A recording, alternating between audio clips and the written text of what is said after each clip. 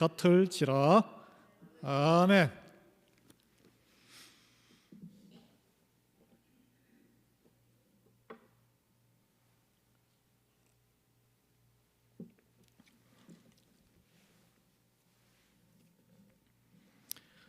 누구에게나 좋아하고 즐겨 부르는 노래 애창곡이 있을 줄 압니다. 저도 젊은 시절에 한국에서 친구들과 모이거나 연말 이렇게 모이거나 아니면 회사 다닐 때 회식에 가면 즐겨 부르는 노래가 있었어요. 세상 노래였죠. 그런데 하나님의 은혜 가운데 이제는 세상 노래보다 찬송곡이 훨씬 더 좋아졌습니다. 여러분도 그러시죠? 예. 찬송곡이 다 좋지만 그 가운데 특히 은혜로운 찬송가는 사람마다 다 다른 것 같아요. 그래서 어떤 그 권사님은 소천하시기 전에 문상 예배와 장례 예배와 하간 예배에 모이는 이 조문객들이 불러주는 그 찬송곡을 자기가 당신이 좋아하시던 찬송곡을 다 유언으로 남기시고 가신 분도 기억이 납니다. 여러분 좋아하는 노래 하나씩 다 가지고 계시죠? 예. 어떤 노래 가장 좋아하세요? 여전히 세상 노래에 끌리고 계십니까? 여러분 세상 노래는 대부분 남녀 간의 사랑의 노래가 대부분이고 또 이게 끝이 그렇게 결과가 안 좋아서 이렇게 아픔으로 보통 끝나는 걸 볼 수 있습니다. 그런데 찬송곡은 하나님의 은혜에 감사하고 구원의 승리에 벅차하며 기뻐하고 그 약속을 붙들고 하나님을 찬양하고 주님을 찬양하고 예수님을 찬양하고 성령님의 은혜를 사모하는 그런 가사로 차 있습니다. 세상 노래는 부럽고 들을수록 슬프지만 찬송은 부를수록 평강과 기쁨이 넘칩니다. 그래서 올해 많은 경제학자들이 경기가 굉장히 세계적으로 침체할 것 같다고 어려운 상황이 닥쳐온다 그러는데 여러분 하나님을 찬송하면서 힘을 내시기 바랍니다. 예. 더욱 우리 모두가 하나님을 찬송하는 한 해가 되기를 소망합니다. 여러분 우리 오늘 함께 읽은 성경 말씀은 노래예요. 노래. 이게 한국어로는 아가라고 번역되지만 이게 사랑의 노래라는 뜻입니다. 원래 영어의 이 성경책 제목은 솔로몬의 노래, Song of Solomon이라지만 다른 제목은 Song of Songs, 모든 노래 가운데 최고의 노래라는 뜻이에요. 예. 왕과 보잘것없는 시골 여인 술람이라는 여인의 절절한 사랑을 서로 고백하며 노래한 것입니다. 여러분 하나님의 말씀이 들어있는 구원의 말씀이 들어있는 성경책에서 남녀간의 진솔하고 어떻게 보면 좀 외설적일 수도 있는 노골적인 사랑을 묘사한 이 책이 포함되어 있다는 게 좀 충격적이에요. 사실은 많은 학자들이 좀 당혹스러워하는데 그래서인지 목사님들이 가장 설교를 하지 않는 성경책이기도 합니다. 여러분 읽어보셨나요? 유대인들은 유월절 기간의 안식일에 이 아가스를 읽는다고 합니다. 안식일에 딴 책 보는 게 아니라 이 아가를 읽어요. 이 안식일이 어떤 날입니까? 유월절 기간, 유월절이 어떤 날이에요? 하나님의 구원을 기억하는 유대인들의 최대 명절이에요. 그 어린 양의 피로 문설주에 발랐더니 애굽의 노예였을 때 장자가 다 죽는데 자기들은 구원을 받았어요. 어린 양의 피의 능력을 경험한 그것을 기념하는 날이 유월절입니다. 그 예수님께서 유월절 기간의 안식일 하루 전에 모든 인류의 속죄양이 되셔서 십자가에서 피를 흘리고 죽으신 거예요. 예. 아가스에 나오는 남자와 여자의 사랑의 묘사, 유대교에서는 하나님과 그들의 그 백성 이스라엘과의 관계를 이렇게 해석하고 우리 기독교인들은 어떻게 하냐면 예수 그리스도와 그 신부된 교회로 모인 우리와의 사랑의 관계를 묘사한다고 해설하고 있습니다. 사랑의 관계, 왕이신 예수 그리스도와 신부가 된 저와 여러분의 사랑의 관계예요. 한국에 그 한성우 교수라는 언어학자가 있는데 대학 교수인데요. 지난 100년간의 한국 노래 26,000개를 분석했습니다. 가사를 다 분석했더니 한 문장으로 뽑아보니까 그 가사를 나는 너를 사랑해로 이렇게 딱 뽑을 수 있다고 결론을 지었어요. 이 책을 인용하면 가장 많이 사용된 단어가 나 그리고 너라는 단어였고, 이 나와 너를 연결해주는 단어가 사랑이었다고 합니다. 그 사랑이 가사에 사용된 이 노래는 전체 노래의 65%에 달한다고 해요. 노래 중에 가장 많이 사랑을 단어를 쓴 가수가 누군지 봤더니 94곡에서 무려 88%의 노래에 사랑이 들어간 SG 워너비라는 가수, 여러분 처음 들으시죠? SG 워너비. 여러분 잘 아시는 나훈아는 160곡 중에 52%의 노래에 사랑을 불렀고, 조용필은 62%의 노래에 사랑을 불렀다고 합니다. 우리가 살아가는 관계에 많은 관계가 있는데 최고의 관계는 사랑받고 사랑하는 관계입니다. 그렇잖아요. 사랑받고 사랑하는 관계. 우리는 사랑을 사모해요. 사랑받고 싶어해요. 사랑하고 싶어해요. 사랑받고 사랑하는 관계가 세상 어떤 관계보다 더 큰 기쁨과 보호와 책임과 존경과 이해를 주고, 그리고 그런 존재감을 채워주는, 그러니까 서로 통하는 교감을 일으키게 해주는 충일감을 주기 때문에 그렇습니다. 그래서 하나님이 사랑이시고 사랑으로 오셨고 사랑하라 그러고, 그런데 어떻게 사랑하는지 우리가 방법을 몰라요. 사랑은 배워야 하는 것입니다. 여러분 지난주에 축구의 황제 하면 누구예요? 펠레잖아요. 펠레.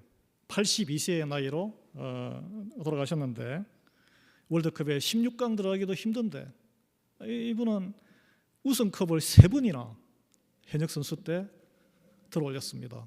유일무이한 축구의 황제인데 온갖 명예를 다 누리고 존경과 부까지 누렸어요.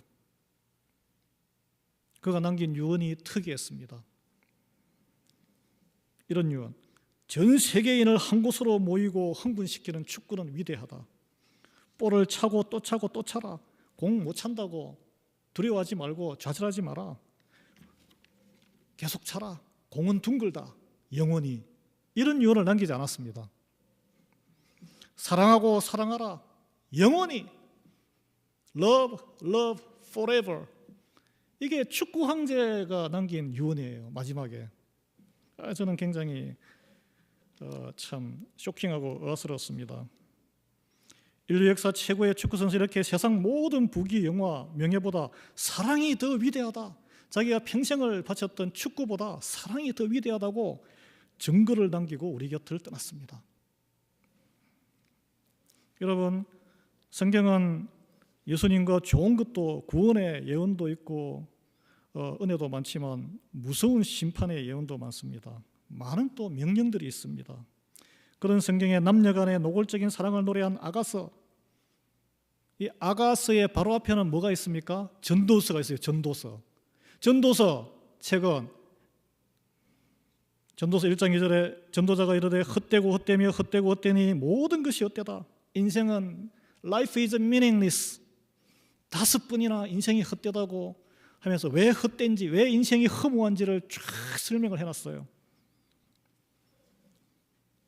그리고 그 헛된 인생의 허무에서 벗어나기 위해서는 어떻게 해야 되느냐. 마지막 결론으로 전도서의 결론에 창조주 하나님을 기억하고 하나님을 찾아라.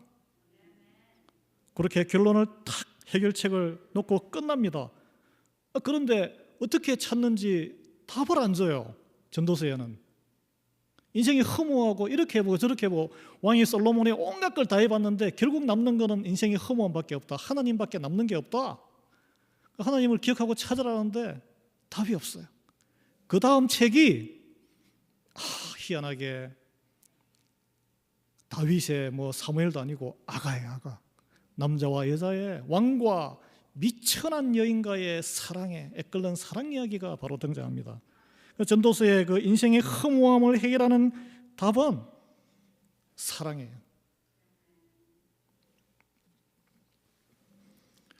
왕과는 도저히 어울릴 것 같지 않는 칸츄리걸, 미천한 여자의 사랑을 성경은 대안으로 제시하고 있습니다. 여러분, 하나님의 본체이시자 형상이시고 왕중의 왕이신 분은 예수 그리스도예요. 우리는 죄인이고 흙으로 돌아갈 meaningless, 아무 의미 없는 훅 불면 날아가는 그런 존재입니다.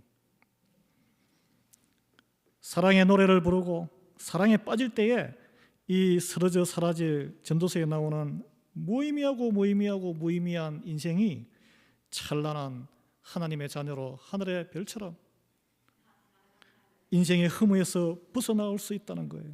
충만한 삶, 영원한 삶을 살 수 있다는 것을 사랑 안에서 발견하기를 하나님은 바라시는 거예요. 그래서 20세기 최고 축구 선수, 이분도 하나님을 믿었다는데 우리 개신교 쪽은 아닌 것 같아요. 온갖 명예와 영화를 탐닉했던 펠레가 그래서 공을 차라, 공의 길이 있다, 나를 봐라, 내가 공 하나로 얼마나 영화를 누리고 세상의 꼭대기에 섰느냐, 공으로 모든 것을 다 누릴 수 있다, 이렇게 유언하지 않았죠. 마치 자수성가에서 기업을 이룬 재벌이 돈을 벌어 이렇게 하는 게 돈 많이 버는 방법이야, 그런 책을 돈의 길이 있다라고 유언을 남기지 않는 것과 똑같아요. 공부 열심히 해가지고 석학이 된 사람이 자녀에게 야, 공부의 길이 있어, 엑셀런트 스칼러가 돼야 돼, 그럼 너 인생이 석세스풀 할 거야, 이렇게 유언을 남기지 않는 것과 같다는 거예요. 펠레는 사랑하고 사랑해라 영원히 이 진리에 눈을 떴기 때문에 이 한마디 유언으로 그가 인생에 이룬 축구에서 이룬 그 모든 업적보다 더 위대한 족적을 남기게 됐어요.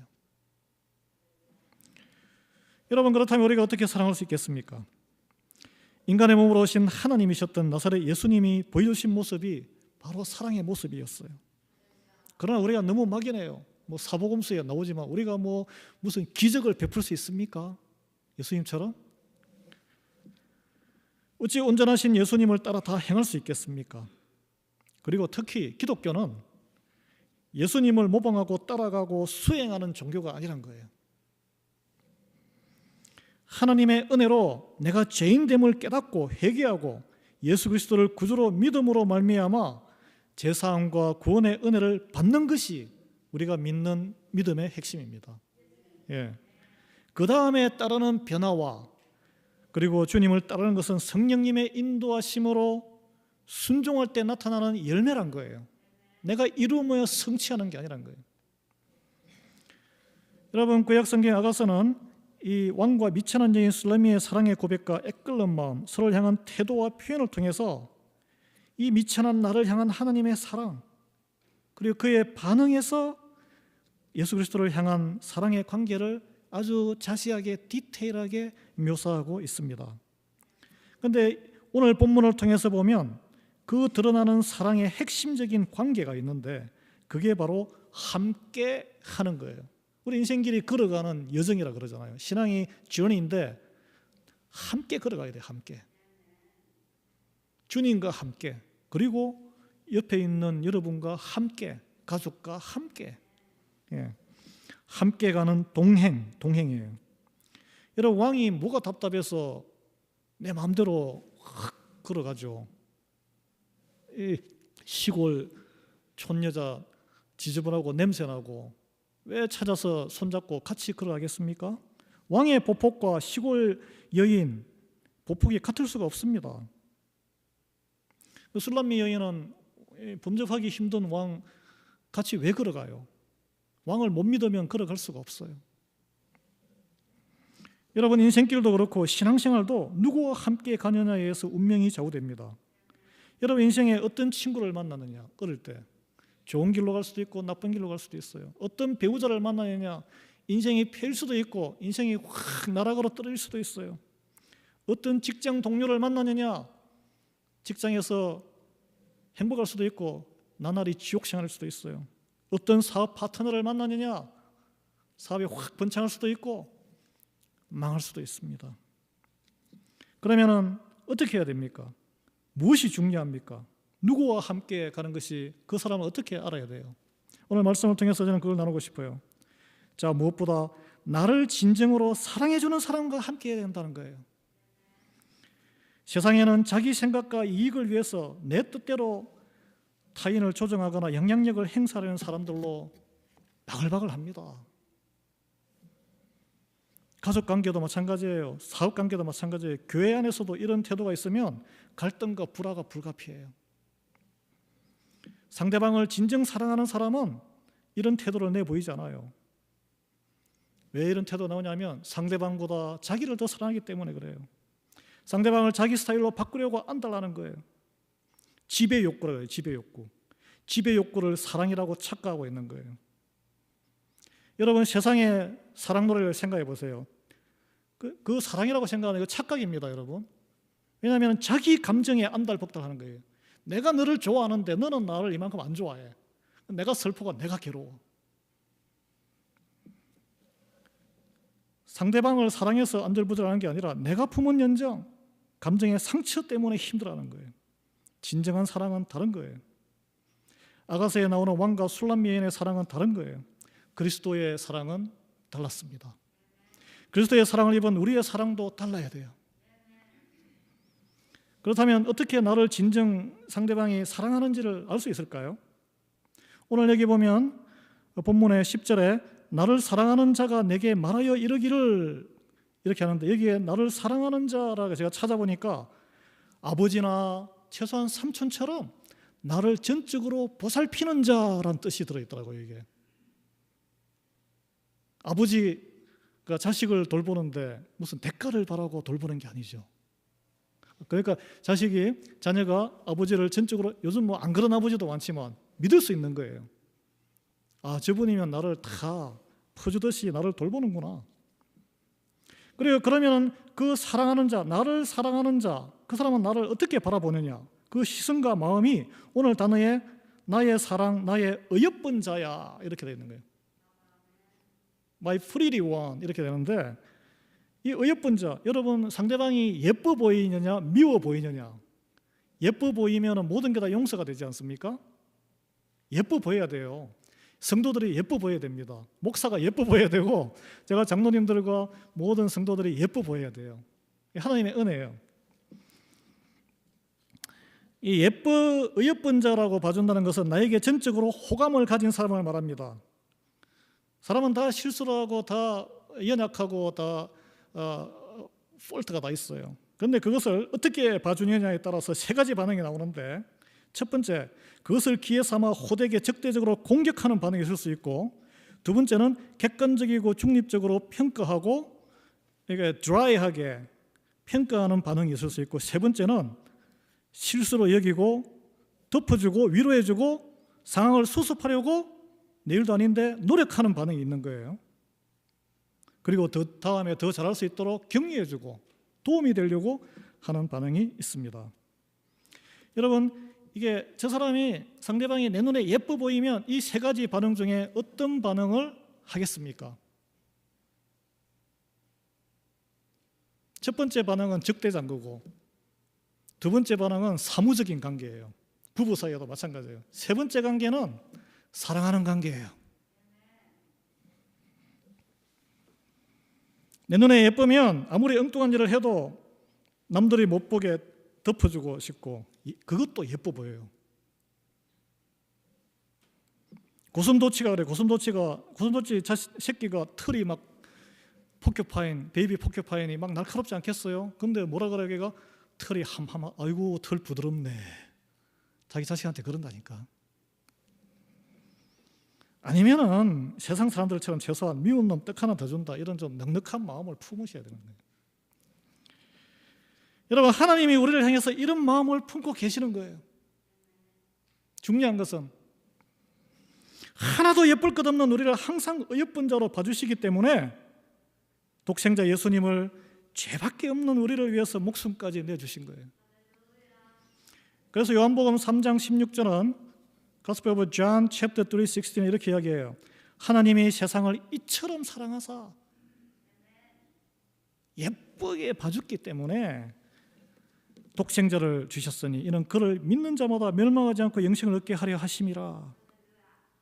이 사랑이 구원의 목적이 있는 사랑이었어요. 구원의 목적이 있는. 우리가 자식을 생각하고 예쁘게 봐주는 것은 그냥 무조건 예쁘게 하는 게, 좀 잘되게 하려고 예쁘게 봐주는 거 아니겠습니까? 여러분, 하나님이 우리를 있는 모습 그대로 보고 평가하지 않으시는 것은 눈에 콩깍지가 쓰여서요. 눈에 콩깍지가 쓰여서 눈에 콩깍지가 떨어지면 그때부터는 이제 쌀벌어지기 시작합니다. 이게 부부관계도 그렇고 콩깍지가 쓰여 있어야 돼요. 그 콩깍지가 뭡니까? 예수 그리스도의 보혈입니다. 신앙적으로 하면은 이 예수 그리스도의 보혈이 콩깍지가 벗겨지면 우리가 누가 살아남겠습니까? 하나님 앞에서. 우리가 자격이 되거나 잘나서가 아니고 우리 주제 파악을 우리는 먼저 해야 됩니다. 이 주제 파악이 무엇이냐? 내가 매일 죄인됨을 깨닫는 거예요. 이 주제 파악이 안 되면 우리의 눈과 입과 심령에 살아남을 사람이 아무도 없어요.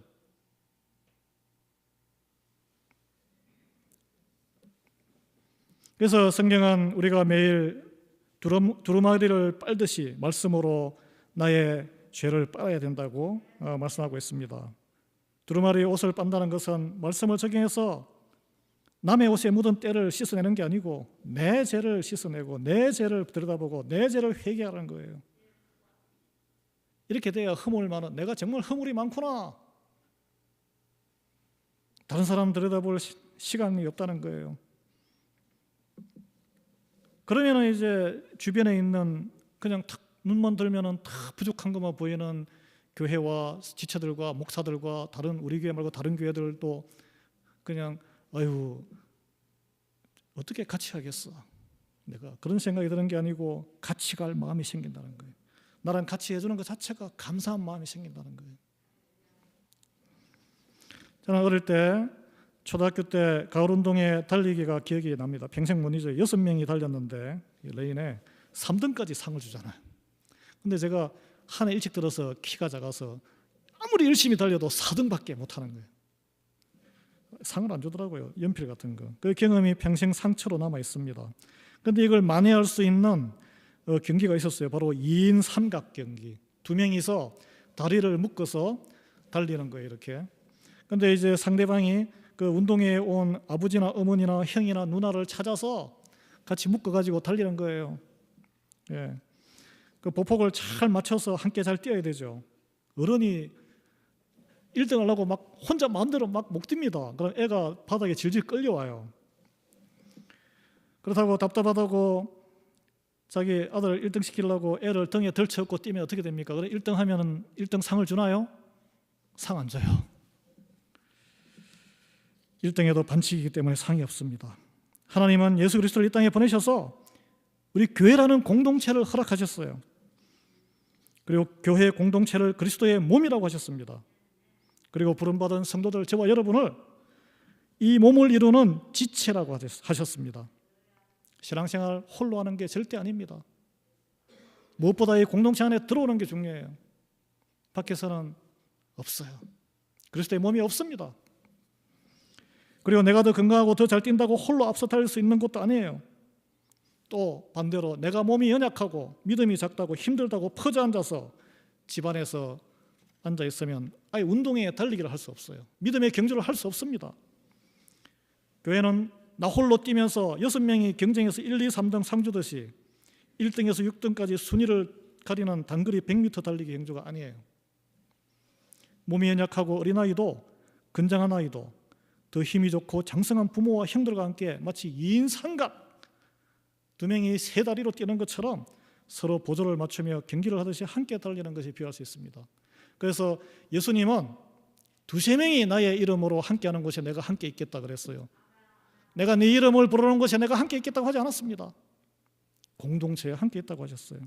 그리고 하나님께서도 창조주 하나님, 성자 예수님, 성령 하나님 세 분의 다른 위 굳이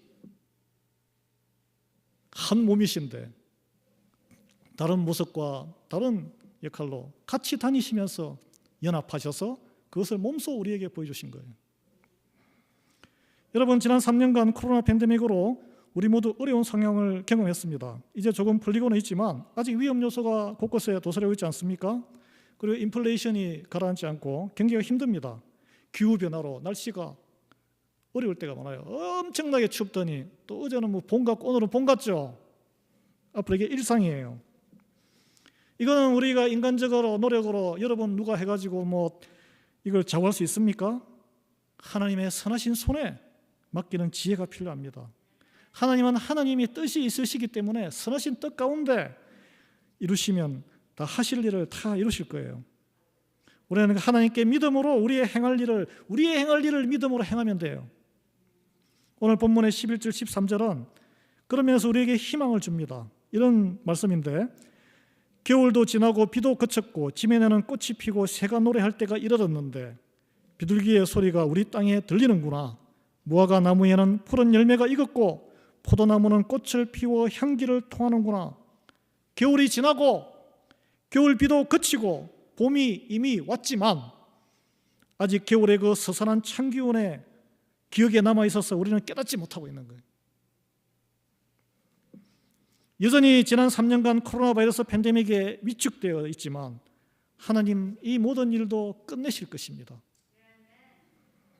우리가 인간의 힘으로 겨울을 그치게 하고 비도 그치게 하고 지면에 꽃도 피우고 새를 노래하게 하고 비둘기 소리가 들리게 할 수 있습니까? 하나님의 영역이에요. 그러나 우리는 할 수 있어요. 가시나무에 거름을 주고 가지를 쳐줄 수 있어요. 그렇지만 꽃을 피우고 열매를 맺게 하는 것은 하나님이 하실 일입니다. 예. 포도나무를 심고 포도나무를 가꾸는 일은 우리가 해야 할 일이에요. 그렇지만 그 포도에 꽃이 피고 향기가 나게 하는, 꽃이 피어도 향기 안 날 수 있잖아요. 벌레가 끌어서. 그러나 하나님의 은혜를 우리가 알아야 하고 하나님이 은혜를 베푸셔야 가능한 일입니다. 하나님의 은혜로 세상과 구별되어서 하나님 자녀로 부르심을 받은 우리가 세상과는 다른 반응을 보여야 된다. 다른 반응. 예. 겨울이 지나고 비도 그치게 하시는 하나님이 우리에게 다시 꽃이 피고 열매가 있고 포도나무로 표현되는 게 뭘까요? 교회의 향기. 교회에서 성령의 향기, 그리스도의 냄새가 다시 아름답게 하나님은 풍기게 하실 것임을 굳게 믿으시기 바랍니다. 예. 우리가 인간적으로 아무리 많이 이제 노력하시고 다 하시는데 해도 안 되던 것이 하나님의 때가 됨에 따라 은혜로 이루어 주실 것을 우리는 믿어야 되는 거예요. 이게 기다려야 합니다. 농부를 생각해 보십시다. 농부, 하나님이 이루시는 계절의 변화를 알기 때문에, 믿기 때문에 농부는 아직 싹이 하나도 안 났는데 씨를 뿌리잖아요. 이렇게 계절의 변화에 미리 준비합니다. 그리고 씨 뿌리고 나무가지 치게 하고 거름주고 꽃이 맺히고 과일이 있기를 기다립니다. 우리도 그렇게 해야 되는 거예요. 생명의 말씀으로 나에게 씨를 뿌려야 돼요. 묵상하고 적용하셔야 돼요. 그리고 서로 교제하시고 말씀으로 교제하시고 주님과 매일 동행하시고 나와 내 가정, 우리 교회에 영적인 부흥을 준비하셔야 돼요. 오늘 본문의 12절 13절에 하나님께서 계절의 변화를 주도하시고 꽃을 피우고 열매를 익히는 모든 준비를 하시지만 그러나 사랑하는 이에게 요구하시는 게 하나 있어요. 그게 오늘 주제입니다. 올해 우리 교회의 말씀이에요. 일어나서 함께 가자. 일어나서 함께 가자. 일어나서 네 혼자 뛰어. 내가 뒤에서 밀어줄게. 이게 아니에요. 함께 가자. 교회는 함께 가는 공동체입니다. 함께 가려면 서로 보폭도 다르고 생각이 다 다르기 때문에 보폭을 맞춰야 돼요. 말 그대로 함께 가려면 공통된 하나의 가이드라인이 있어야 하고 이를 지켜야 합니다. 안 그러면 어떻게 돼요? 뿔뿔이 제멋대로 가는 거죠. 자기랑 뜻이 맞고 편한 사람끼리 끼리끼리 가게 됩니다. 그게 사도 바울이 고린도 교회에 했던 왜 당을 이루느냐? 그거는 그리스도의 몸이 아니다. 그게 그 말이에요. 교회에서 함께 가는 게 뭘까요? 세상 모임과 가족 모임과 다릅니다. 그 함께 해요. 세상 모임과 가족 모임에 그 안에 독특한 룰이 있고 거기에 영향력을 행사하는 분, 돈줄을 진 사람 또는 목소리 큰 사람, 연장자가 영향을 행사해요.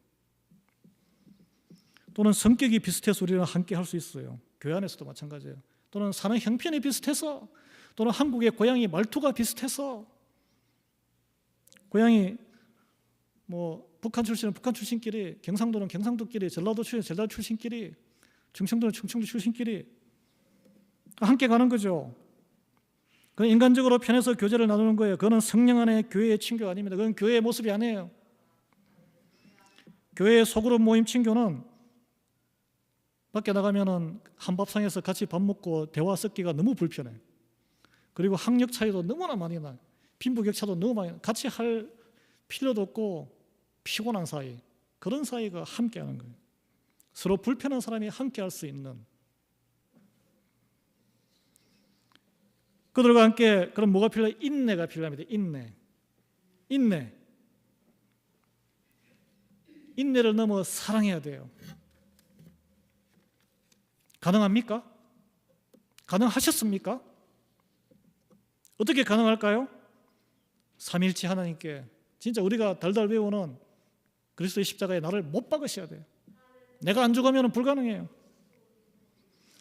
그럼 어떻게 내가 죽을 수 있어요? 어떻게 죽어요? 매일 말씀으로 내 죄를 들여다보지 않으면 죽을 수가 없어요. 말씀이 내 삶을 해석하지 않으면, 성령의 인도함이 없으면 그게 가능하지 않아요. 여러분, 다시 한번 말씀하지만 교회는 돛 닦는 곳이 아닙니다. 교회는 더 나은 더 세상적으로도 이렇게 낮고 힘든데 더 위로받고 뭐 그 안에 포함이 돼 있죠. 더 교양이 있는 더 선한 도덕적으로 더 뛰어난 나를 연마하기 위해서 연마하는 그런 신앙 훈련장이 아니란 거예요. 그것도 포함되어 있습니다, 물론. 그런데 이런 태도로 일관하면 반드시 나보다 더 부족해 보이는 사람을 정죄하는 사탄의 유혹에 빠지게 된다는 거예요. 내가 죄인임을 계속 들여다보고 이 몸으로 있는 한 내가 부족하구나. 그럴 때 우리는 서로 연합할 수 있습니다. 그럴 때 하나님의 능력과 성령님의 능력을 사모할 수 있게 되는 거예요. 그럴 때 부족한 주변 사람들도 포용할 수 있는 거예요. 그래서 말씀을 적용해서 들여다본 나의 죄를 고백할 수 있는 소그룹 공동체, 목장이 없는 신앙생활은 공허합니다. 그 누구에게도 나눌 수 없는 그런 신앙생활은 공허해요. 성령의 교제를 나누지 못하기 때문에 그렇습니다. 그러면 교회 안에서 만나서 세상적인 모임으로 가는 경우도 있어요. 거기 가면은 말씀으로 들여다본 나의 죄와 하나님의 은혜를 나누는 게 아니라 세상 쇼핑 정보를 나눠요. 잘못된 거죠. 그건.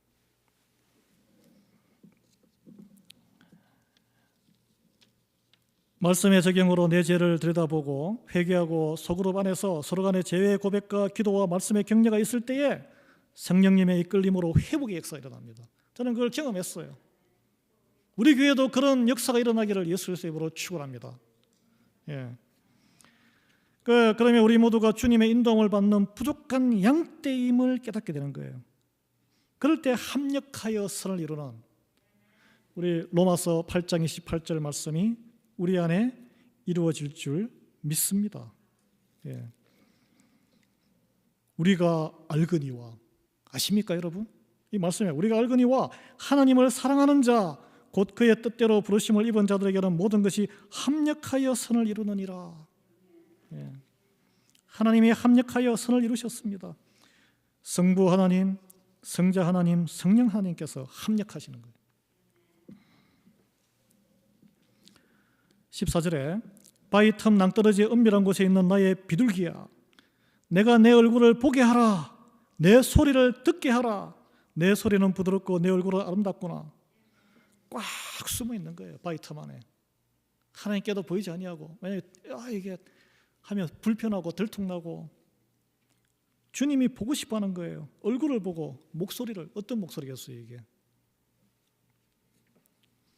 말씀으로 적용해서 나아가서 교회 지체들에게 고백하지 않는 은밀한 곳에 숨어 있는 나, 주님은 모두 드러내고 공개하고 나누고 거기서 머물러 있지 않고 다음 단계로 지나가기를 원하십니다. 여러분, 새해에는 말씀 묵상과 적용으로 여러분의 삶의 현실이 말씀으로 해석되는 은혜가 임하기를 축원합니다. 오늘 제가 나누는 말씀이 여러분 심령의 귀에 들리십니까? 말씀이 들리는 은혜가 먼저 있기를 예수 그리스도의 이름으로 축원합니다. 우리의 숨겨진 내면의 죄와 고백의 목소리가 주님께 먼저 들리고 은혜로 새로워진 경험들이 지체들과 나누어지기를 기도합니다. 하나님의 포도원에 우리 교회에 포도꽃이 피듯이 믿음이 성장하고 성령의 열매가 만발하기를 축원합니다. 오늘 이 말씀에 보면은 여우가 그걸 싫어한다 그랬어요. 여우는 포도원에 꽃이 피고 포도가 열리는 것을 기다리지 못해요. 굴을 파서 다 갉아 먹기 때문에 어린 순을 다 망가뜨리고 먹어치웁니다. 포도원의 변화를 싫어합니다. 그래서 우리는 이 여우가, 처음에는 여우고 그 다음에는 작은 여우라 그랬잖아요. 여우가 커 보이는데 사실은 작은 여우, 물리칠 수 있다는 거예요. 우리 안에 있는 이런 여우와 같은 이 사탄의 그런 움직임을 우리는 그리스도의 능력으로 물리쳐야 돼요. 두려워할 필요 없어요. 왜냐? 16절에 왕이 사랑하는 자에게 자기에게 속하였고 왕은 나에게 속하였다. 서로 연결되어 있기 때문에. 그래서 백합화 가운데 양떼를 먹이는 것 같이 주님께서 우리를 1년 내내 붙드시고 목자가 양떼를 먹이듯이 보살피겠다는 약속이에요. 예. 우리는 양떼입니다, 여러분. 주님이 목자라는 사실에는 여전히 변함이 없습니다. 지난 팬데믹 기간 중에도 변함이 없었어요. 지난 올해가 이제 우리가 45주년인데 44년간의 역사 가운데 부흥할 때도 주님은 우리의 목자셨고 우리는 양떼였고, 그리고 어려울 때에도 주님은 함께 계신 줄 믿으시기 바랍니다. 올해에도 그 사실은 변함이 없어요. 우리는 여전히 양이고 목자는 우리 구주 예수님이에요. 그래서 우리가 해야 할 일이 뭐예요? 17절 말씀, 우리 인생에 저물 날이 있다는 것을 기억해야 돼요. 이게 가슴에 확 와닿는 분이 여기에 계시겠지만 인생은 반드시 저뭅니다. 육신이 반드시 쉬합니다. 영혼이 건강하고 시간이 주어진 게 아니에요. 하고 싶어도 도저히 할 수 없는 시간이 오기 전에 주님께서 함께 가자 할 때, 손을 내밀 때 같이 그냥 주님 믿으시고 하나님의 언약에 산 예수 그리스도께로 나아오셔야 돼요. 예. 우리의 눈은 약속의 말씀 공항에 멀리 보지만 함께 걷는 것은 한 발짝 한 발짝 걷는 겁니다, 여러분. 그래서 우리가 앞이 보이든 안 보이든 한 발짝 걸을 수 있는 앞에 공간만 있으면 돼요.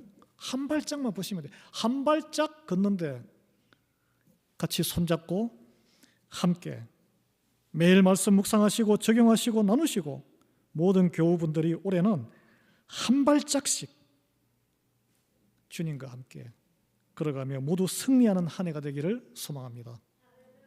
예, 기도하겠습니다. 주님, 비천한 저희들을 사랑하시고 자녀 삼아주셔서 절벽 가운데 숨어서 꽁꽁 숨어 있을 때, 추위와 팬데믹으로 두려움에 뜰 때 나와서 일어나서 함께 걸어가자고 손을 내미시는 하나님의 그 한없는 사랑 감사합니다. 나와서 고립되어 있지 아니하고 나와서 장성한 자나 연약한 자나 믿음이 없는 자나 모두 나와서 손에 손을 잡고 한 발짝씩 주와 함께 동행하는 하나님의 말씀으로 우리의 삶이 해석하며 모두 죄인된 것을 고백하며 서로가 서로를 긍휼히 여기고